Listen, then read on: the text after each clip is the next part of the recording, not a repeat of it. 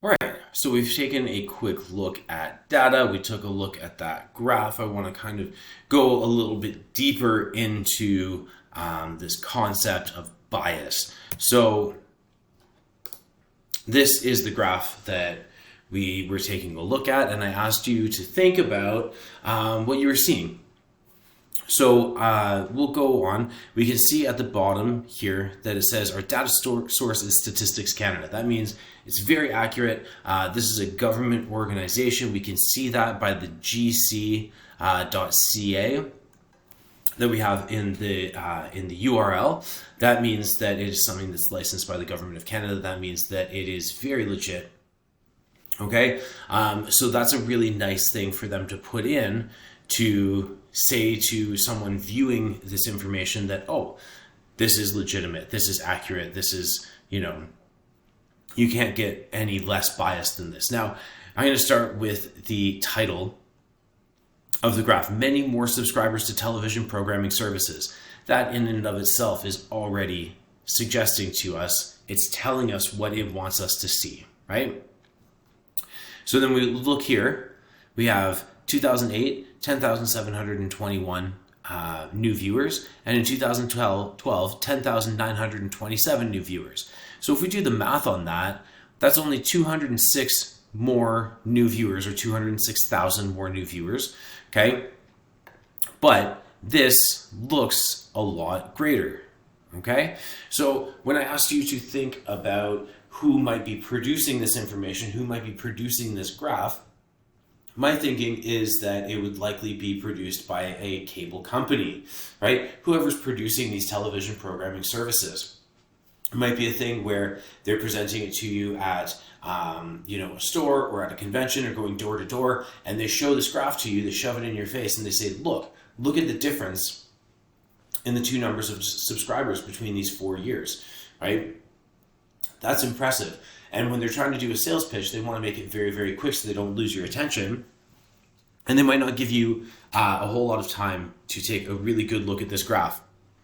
We also look over here at the axis, and we see that the scale does not start at 0. It starts at 106,000, right? And it goes up in equal intervals, but it starts very, very high. So really what the difference we're looking at is pretty negligible. Now, if you do not know how to, or uncomfortable doing percentage differences between these two, that's totally fine. We're going to talk a little bit more about that in later discussions. However, if you do know how to do that, feel free to take a look. Make an estimate based on what these bars are looking like, right? This bar looks about 3 times the size of this bar, so we would call that a 200% increase, okay? But in reality, it's less than 2%, okay?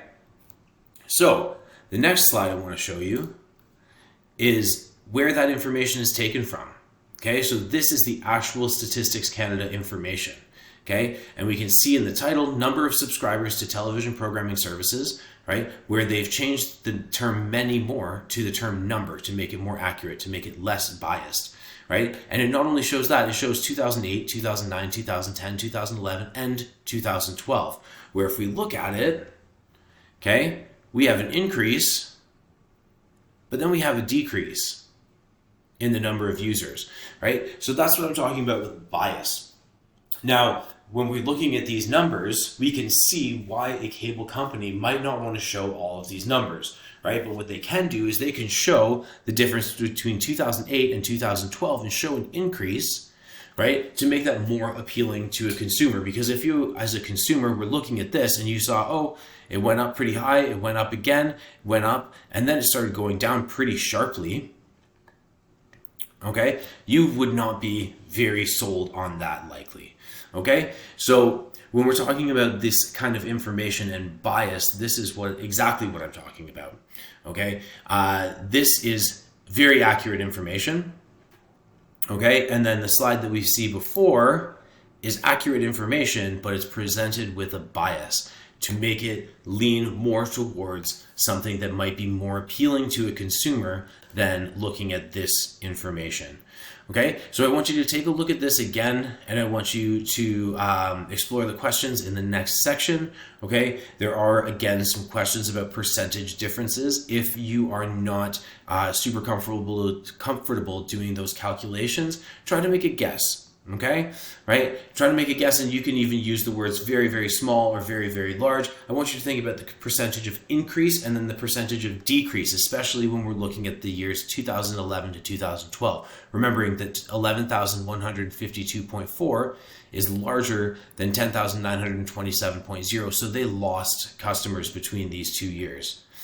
All right, take a look at those questions, and we'll get to the next section.